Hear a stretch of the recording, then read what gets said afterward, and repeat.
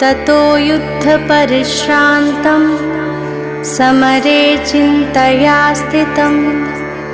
रावणं चाग्रतो दृष्ट्वा युद्धाय समुपस्थितं दैवतैश्च समागम्य द्रष्टुमभ्यागतो रणम्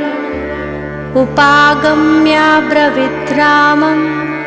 अगस्त्यो भगवान् ऋषिः राम राम महाबाहो शृणु गुह्यं सनातनं